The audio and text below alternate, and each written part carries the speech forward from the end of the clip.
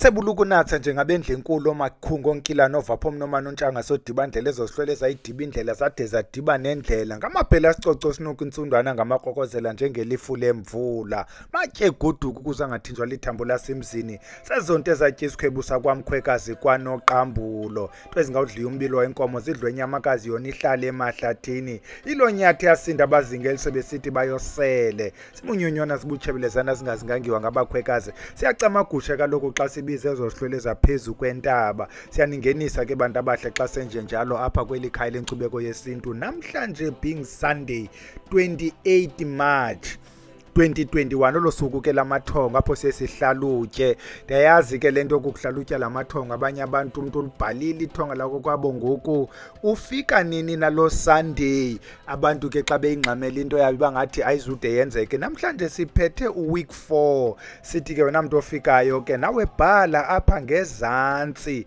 wena muntu ofikayo ungalibali ukusubscribe xa sithi bhala apha ngezantsi bhala kwi-latest because kaloku xa simenzile uWeek 2 sigqithile uba wena uyobhala phansi koWeek 2 asizukwazi uphinde sibuyele phasi hamba ngazo eziveki njengoba sisithi Week 4 namhlanje we are only left with Week 5 because lona nguWeek 6 meaning next week sakwenza Week 5 sawumane sibasemva ke ngeveki enye itbiza ubhelo up to date besizama kufumana abantu abazawuhlalutyela amathongo kodwa akululanga aba beniqale nabo babhizi andikwazi ubafumana kwakhona abanye endibazamayo because ubhele akayithandi lento yokuhlalutya ingaske lento yenziwe ngabantu asebegqithile kwezi ngxaki because ubuninzi benu nabantu abafuna uhlalutyelwa ningabantu abaleqwa zinto zasephehlweni bingaske sifumane igqirha ke ukuhlalutya kodwa ke sizawungena kulento siwagawule siwarhuqa siyayiphinda ke into ethi kuyahlalutywa ke mntana omhle ingaske ke xa uhlalutyelwe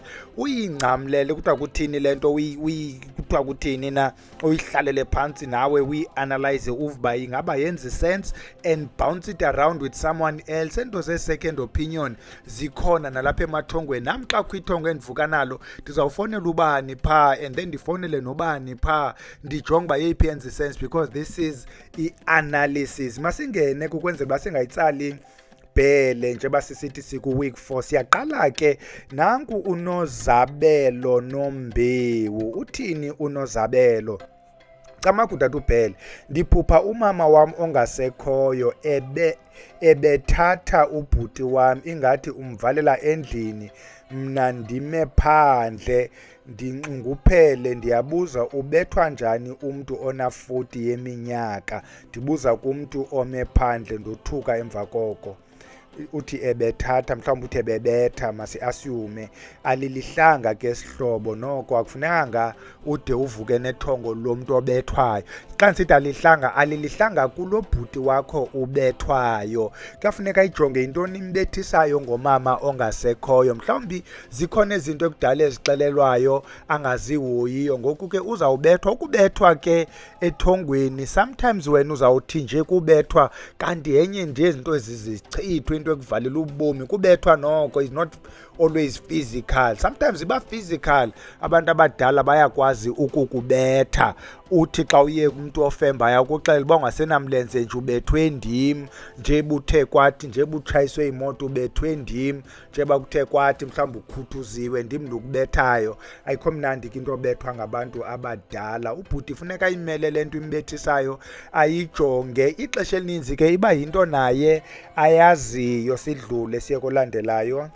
isekwanguNozabelo Nombewu camakudathu bhele ndicela inkcazelo ngeli thongo ndiphupha ndisehlathini ndibona abantu abaninzi banxibe izinto ezimhlophe bakude kum ndibone inja isiza iphethe ngomlomo ifele elimhlophe linamabala amnyama lenja ize kum ifike nesi sikhumba ithe xa ifika kum I think yaphela ke into yethu xa ifika kum ayigqithanga ke sisi I think nalo eli zezinye zezinto zabantu abanabantu bakokwabo abadala.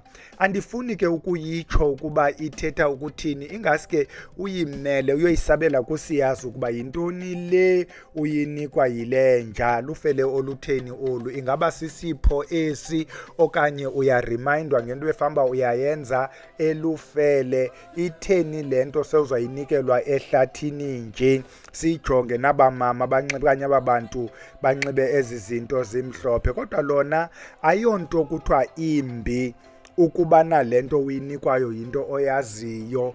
I think mhlawumbi into noba yinto oyaziyo le uyinikwayo kanye yinto wawuyinika instruction yayo, uyaremindwa, but ke khawuyimele ngeenyawo uyisabele lento. Kodwa I have a feeling yokuba ayonto imbi lena compared to le ingasentla ubuthethe ngobhuti obethwayo, but khayisabela uzama ujonga uba yintoni uyinikwayo, ingaba uyanikwa or uyaremindwa, so that ukuba yinto oyinikwayo uyilandelele, ukuba yinto efamba uyayenza uyilandelele still. Masidlule nomazuko made.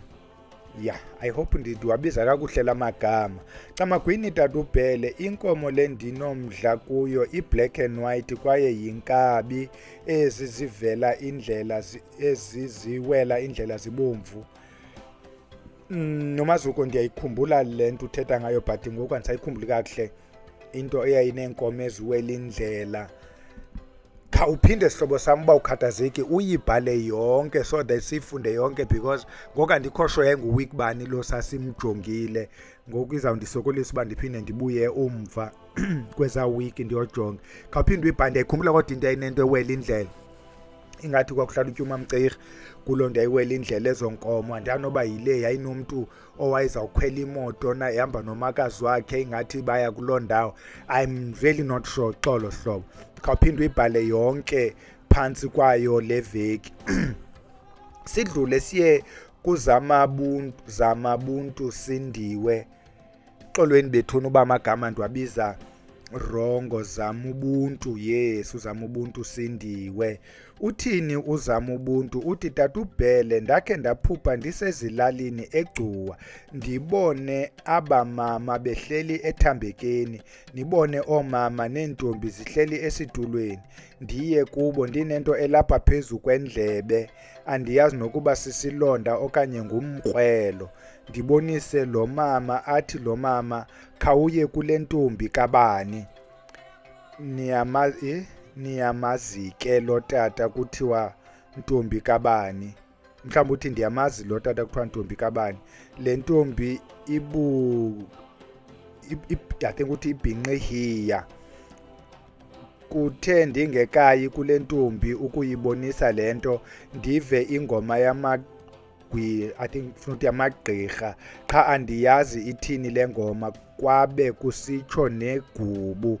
Xa ndijonga la magqirha angemva kwibhaki asuka kanye kweli cala lasekhaya, ndothuke.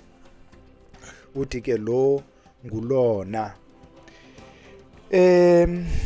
Uyayibona ke lento ingu-2 parts. The first part ile part yalento ibusilonda bumkrwelo, the second part ngalamagqirha asuka ngakokwenu. I think the first part yona is simpler mhlawumbi na the second part. Into esisilonda, into engumkrwelo ayonto inhle ngokwasethongweni, because uba kuthiwa ngumkrwelo, lo mkrwelo lo ingangumqaphulo, and ixesha elininzi awuqaphulwa kakuhle. The fact that ifuneka lento idiyonyangwa lo mkrwelo obusilonda kude kuthiwe khawuyotshekisha umntu othile akuncede, iyafuna ke uyijonge lento, mhlawumbi ikhona lento ufanele uba unyangwe, either uboniswa lo mntu omakakunyange kuloo nto ugula yiyo, kuloo nto ikuphetheyo, nanga namagqirha esuka ngakokwenu, ikhona lento ufanele uyilandelele efanele uba ikudibanise namagqirha. It may not necessarily be esisilonda in a physical sense okanye into efuna unyangwa ngamayeza. It could be kunyanga oku more than ukunyangwa njengamayeza. Mhlawumbi ingulo mntana omhle efuna uba uyilandelele.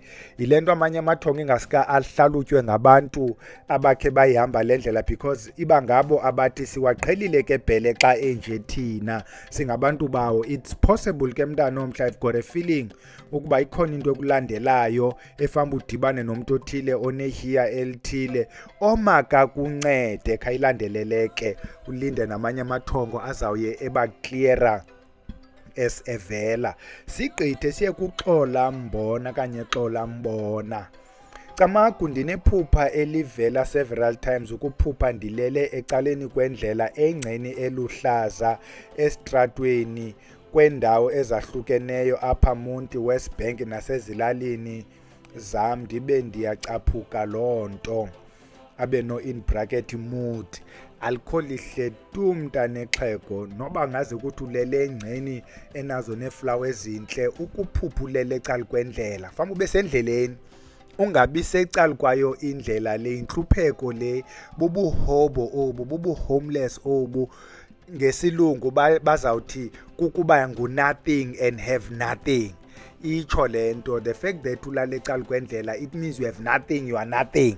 Ifuna uyimele ngeenyawo, ungade ubomi bakho obu xa buphumile endleleni, because le nto can also mean ukuphuma endleleni, that could mean ukufa ke sihlwele. Khayimele ngeenyawo, ujonge uba yintoni le ikulalisa ecala kwendlela ikususayo apha endleleni. Alikho lihle eli. Sidlule siye ku-en route Spurs Strand. Ndiphupha sisi wam ndimbetha oko. Ya, aliphelelanga sihlobo. Usisi wakho uyaphila, usisi wakho ithini into yakhe? What is the relationship between wena nosisi wakho? Because ungaphupha ubetha usister wakho kanti someone else related. Uyayibona? Ingabe uyaphila lo sister wakho? I-relationship between wena naye ithini? Khawuliphinde ulibhale, ndiphupha ndibetha usister wami, and then give us i-context sizokwazi ukulijonga. Yes, sizokwazi ukulijonga. Sidlule en route Spurs Strand again. Hi guys, ndiphupha ndibetha umntu oko, ithetha ntoni? I still is the same. Iwesi ke le ungacaci ukubetha umntu upawuthi ngusista wakho. Khayibhale nje the context. Kuwesi nje buthi liyaphinda phinda. Just give us the latest. Ndiphupha usister wami kuthe kwathi. What is the reason eyenza umbethe? Masiyive yonke. Sidlule siye kumonwabisi Msuthu. Camagu tata emabheleni kolanga. Kuthetha ukuthini ukuphupha uleqwa yinkomo ifuna ukuhlaba ngempondo, usuke ubhabhe ihlabe idonga, uthi xana ubheka ecaleni naku makhulu emi emanzini amdaka ephethe igaba esebenza kuloo manzi amdaka. I assume ukuthi lento yinto eyi-1 le uyitshoyo, uphupha uleqwa yinkomo and then xa ingathi yakuhlaba uyabhabha at the same time nanku makhulu. I hope ayonto isplitileyo, even though ingasounda ukubana ileyo ingu-standalone. Siyayikhumbula mos kwesa sichazi magama sithi ukuphupha uleqwa yinkomo, kuthi abantu bakokwenu abadala baqumbile, ikhona lento bayikhalazelayo kwezo sihlwele zakokwenu. Ngoku it comes esinkomo ekuleqayo. Lo ngqumbo yinto about imisebenzi oyitsibayo ongayihoyiyo, imisebenzi befamba uyayenza. Itsho loo nto. Nawo bazawuthi ke ngoku abanye abantu abahlalutyayo, ukuphupha ubhabha, it means unawo amandla athile akwenza ubhabhe. Abanye ke ngoku I read somewhere kubantu abatolikayo ukubana kwa uphupha ubhabha oku can also mean ukufa. Yayibona ke ndifunde kwelinye iphepha elithile lesizulu. Ezi context sometimes ziyakwazi uba related, sometimes zingabi related. Xa le nkomo ithi yakuhlaba ubhabhe, it means akhona lamandla asakuphephisayo. But ke ngoku ukuba siyayidibanisa nalo makhulu ongumuntu esingamazi noba ngumuntu ophilayo, ni relate kanjani nalo makhulu? Nakho usemanzini lo makhulu uyasebenza, kodwa usebenza emanzini amdaka. So ingacaci ke ngo this second part ngalo makhulu. What is the relationship kuwe naye, and lo makhulu uyaphila naye? Ingaske sazi lonto, because kungakho makhulu usebenza emanzini amdaka, I assume ngamanzi amileyo futhi la is not a nice part. le part yoleqwa ikho nice, le part yobhabha is something, at least usasurvivor. Lena yelo makhulu usebenza emanzini amdaka, amanzi amileyo izinto ezimileyo ezo, ingasisichitho eso, ingakukufa okanye into emdaka, into emdaka enokutsalisa nzima nasebomini. So we need to check ngokulo makhulu usebenza kulamanzi amileyo, amanzi amdaka. Ukuba ni related, it should be worrisome. Ukuba anikho related, it may not be that much of a problem, because imimo yemdaka esikwaziyo ukuyigxotha nangamayeza, asiyigxothi ngamayeza into yasekhaya. Ukuba uleqwa ngabantu basekhaya ayifuni mayeza, ifuna ucengelwa. You can go kumuntu wamayeza athi unedlozi elibi, masambe siyoligeza khumshe. Sometimes it doesn't work. Abantu basekhaya abagxothwa ngamayeza, abantu basekhaya kuyathethwa nabo ngokwasekhaya. Siyagqitha siye kusolomzi siko. Uthi mna ndikhe ndiphuphe ndiseklasini, kodwa oko ndaba kule klasi andigqibi ukubhala. Ngamanye amaxesha ndiyifihle incwadi, kwaye ndinobrother wam ke katatomkhulu, kwaye usaphila qho. Xa ndiphupha uyavela, kwaye qho kwizinto ngokwasephupheni nguye ozithathayo. Asizuyazi ke lento kabhuti wakokwenu. Masiqale nga the first obvious part ebesichazile kwisichazi magama. Kuthiwa ukuzibona useklasini zinto zasentwasweni ezo. Omnye athi zinto zasebomini ezo, i-learning processes, izinto zokufunda zasebomini. Ithi lento ukuba yinto yasentwasweni lena ayihambeli ndawo. Ukuba zimfundiso zasebomini, you are not succeeding. Loo nto fanuba uyayifunda, awuprogresi, ume endaweni enye. Kukho lona ke ngoku yena nguye othatha izinto. Masibuyele kule ndawo uthi nencwadi ezi zofunda uyazifihla. It means you're not helping yourself nawe kulento yokuprogressa in life, okanye ukuba into yasephehlweni yokuprogressa kwizinto zasentwasweni. Yafuna uyimele ngenyawo. Ukuba into yasentwasweni ke uzawuyazi, awuzuva ngamntu, uzawuyazi, because yinto ejikeleza wena, yinto ebonwa nguwe. Ungade komnye umuntu naye akuncedise athi hey wena khawuyilandela into ethile, okanye xa uye kusiyazi, but normally bakuxelela into nawe ekudala ifika kuwe. Ukuba zingxaki zasebomini zokungaprogresi kwakho, you are party to i-retardation of your progress. Iyafuna ke uzincedise, uphakamise ikawusi, uyilandelele.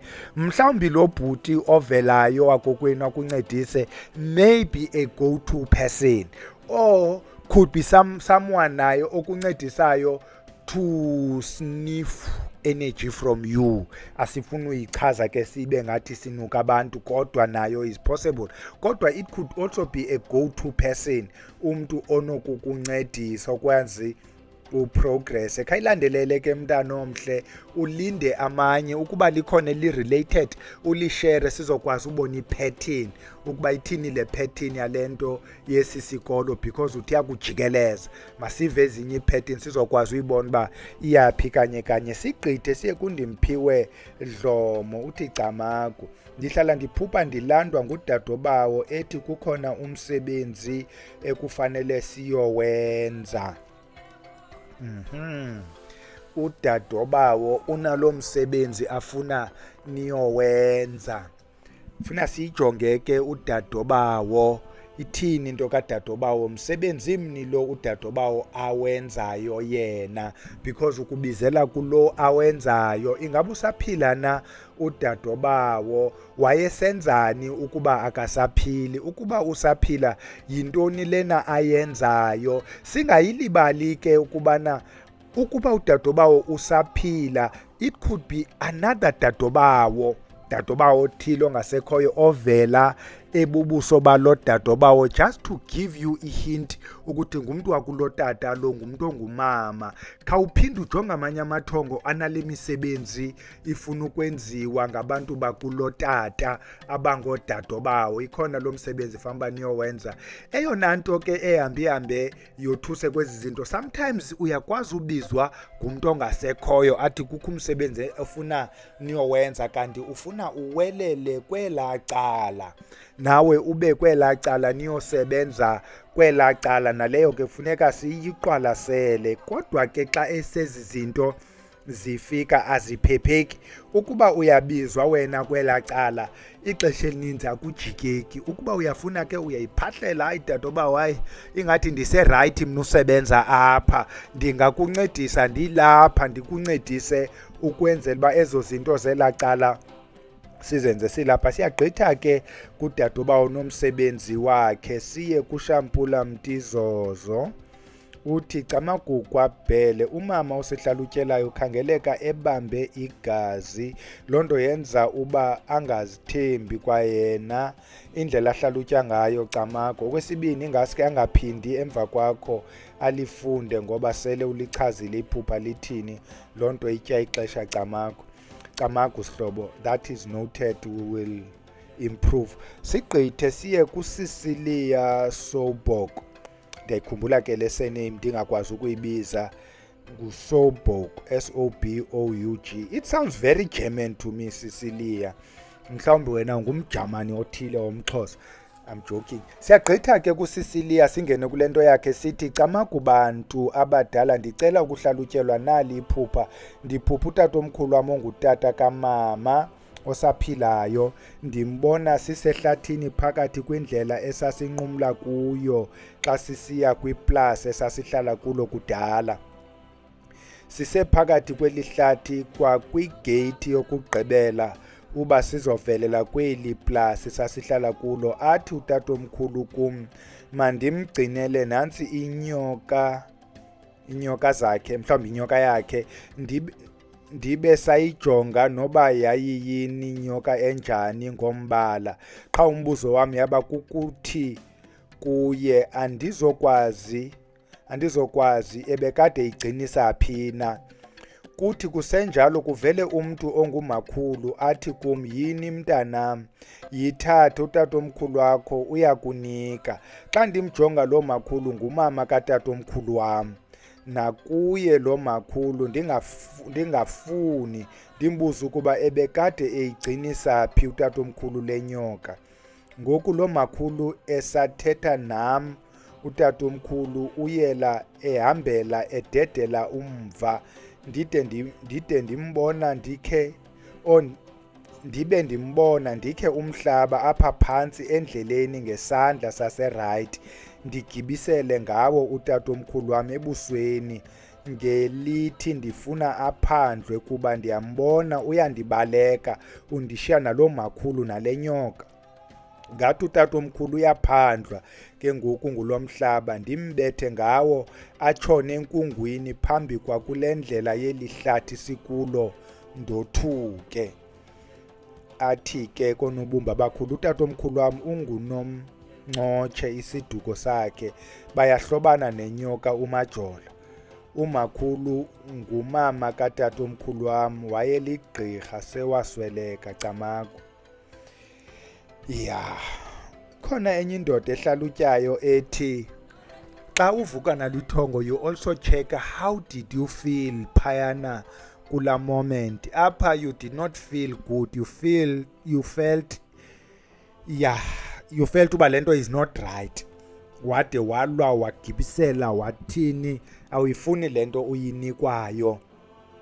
Omnye ke umntu uzawuthi utatomkhulu kunika isipho, kuba wese xa uzawuthi hayi utatomkhulu ebenayo nento yokuzalana nabantu bakwajola, mhlawumbi kunika isipho, ulwile ke notatomkhulu wamgibisela ngemihlaba wade naye utatomkhulu wadisappear enkungwini.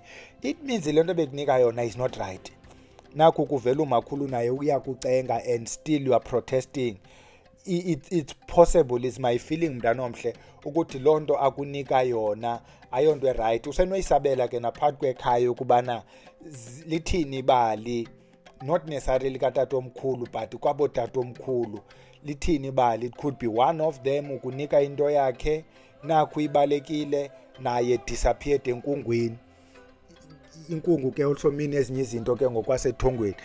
Alikho lihle. I've got that feeling. I may be wrong, but I have a feeling yokubana alikho lihle lento akunika yona yonto inhle. Ide ithi kuma uncedile uyi-reject because uzawuphela unemoka uyabuza na ukuba ebelokhu eyigcine phi, kutheni ngoku all of a sudden sendinika yona. That's why i-feeling yami uba lento ayikho ntle uyinikwayo ngutatomkhulu nomama wakhe. Kodwa ke khawuyilinde lisenovela, mhlawumbe uBhelu uyazibhudela, mhlawumbe into enhle le oyinikwa ngabantu bakokwenu lizawubuya litsho xa inhle. Also look at ipattern yamanye amathongo are-related. Siyaziphahlela ke ezi zinto xa sivuka nethongo, siye silikhanyisele impepho okanye silikhanyisele lo khandlela uthi bantu abadala ndivuka nento ethile, andiyiva kakuhle, ndicela iphinde ibuye. Ukuba uvuke nethongo elihle uthi bantu abadala ndiphupha ingathi nindinika into ethile, ndiyayicela ke uba mayikhawuleze. Okanye bantu abadala ndiphupha ingathi ndileqwaza into ezithile, ndicela zingandifumani. Loo nto iyo khawucengekele uba maliphinde libuye sive le nto katatomkhulu, singathi ayikho right kanti siyabhuda. Size kuchumani thunzi. Camaku tata uBhele, camaku tata, camaku. Sidlule siye kusinethemba Ncayi, camaku gqirha Nawe Khuboni. Siyabulela, siyacamagusha kuyo loo ndawo ukuyo nawe sinethemba. Sidlule siye kuNombulelo Yami, konto kwakuthiwa yami dala inoba isekhona loo nto. Uyami mhlawumbi lo yami. Camaku eMabheleni, nguNombulelo Simka, ndicela ukuhlalutyelwa. Ndiphupha utata wami esithi ucela ndiyombambela emsebenzini, ndingavumi, andicenge. Kuvele umama katata athi ndiyakucela mntanam, ambombambela nalapha andifuni. Hey, this is very similar kweli lingasentla. Is very similar. Akhona lamathongo sigqibo wenza. Kukho lo othi udade ubawo uthi masihambe siyosebenza. Kukho lo uthi ndibanjiswa into ethile ngutata omkhulu, umakhulu uyacenga ubana mandithathe lento. Lo uthi masihambe akakuniki umsebenzi wakhe, uthi qhubani nobabini. So it is not too terrifying depending on the context uba ithini ibali lakhe. Lo uthi ina uyishiya kuwe lento, lonto yiyo ingambi nganhle. Remember sithe we don't know. Kanti lo uthi ambonibambele emsebenzini. Now na i-context ayicacanga ithini into yakhe. Ukuba ngumuntu ongasekhoyo lingasothusa because it means ke ngoku ambosebenza kulo msebenzi awenzayo. We uzawusheke senzani yena, but at the same time ingangumuntu ofuna umbambele lo msebenzi awenzayo, meaning wenze utemporary while yena ezaba busy something else, ubuqhuba ilento yakhe. Ngumuntu okunika into lo. So we need to check ithini ibali lakhe lo muntu. Ngumuntu ophilayo, ngumuntu ongasaphiliyo? What is a relationship between wena naye? What was a relationship between wena naye lo muntu nalo msebenzi? Uyava kulo uyafana nalo unikwa inyoka angayifuniyo, nalo unikwa lo msebenzi amonibambela akavumi. Kucenga umama, nakulwabe kucenge umama, khawuthathe le nyoka mani katata omkhulu wakho, still akavumi. Nalo kucenga umama, khawuvume mani ukwenza lento. Nalena my feeling ithi is not right. Lonto yiyo. But masililinde, sizawude siyibone lento abibhalele khona nakuwe Nombulelo. Kodwa ke the fact that you did not agree, ikhona i-feeling in you ngoku bukulo elithongo elithi apha ungabe kanti ubethwa ngemfi iphindiwe, ungabe uyantlontwa apha, you are being blinded, uthathiswa into ezawusheka inawe iyimoka. Sigqithe kuNombulelo siye kuThemba Madikizela, inobu-related ke noWinnie Madikizela. Uthi siwabhala phi lamaphupho tata uBhele? Oh, hayi into enza ke sihlwele ubhala kuyo le comment njeba izawutsho lento under comments uzawabhala phayana. Ndicimba siwagqibile ke awanamhlanje ku-week 4 sizawuya kule veki ke esishiyileyo apho sizawujonga lawo. Ukuba silitsibile lakho mntana omhle, don't hesitate to write it again because sometimes ezinye ii-comments just disappear for some unknown reasons. Ndiyakwazi uba xa ndijonga ii-comments kuthiwa ziyi-24 umzekelo. When I read them, I only read 15. Ndingayazi uba what happened to i-5. Injalo ke ezi zinto zabo YouTube. Siphinde safika sesibadala kwezi YouTube, mhlawumbe ezinye nobudala buhambe bube nengxaki. Masiwayekeni ke alale awale veki. Sisalenza kukhwela. Ubukhona umntu othi tata uBhele, mna ndiyayicwaba lento yokuhlalutya amathongo. Ndingakuncedisa siyenze lento ngoZoom. Apho wena ohlobo siqhuba ngakhona noMadlamini. uMadlamini is in Cape Town, ndilapha siconnecta kuZoom. Siqhube lonto siyiqhube siyithathe sizoyifaka apha. I'm really not comfortable into yokuhlalutya amathongo. Ndithanda uhlalutyela abantu abanyangwa apha ekhaya. Uyabona ke xa unyangwa apha ekhaya so utye amayeza lapha ekhaya iyasincedisa into yamathongo akho sikwazi ubona uba eli yeza lasemabheleni lithini ibali lalo. Ingaba siya phambili na okanye sibuya umva. Generally I'm really not comfortable. Siyekile ke yalala siyodibana ngomso evenkileni apho sizabe sisithi khawunyusa uBhele khawuthenge enanithengi. Ndiyayibona lento yenu andiyana wayiprotest ni consumer boycott. Ingathi nenza yona camakho.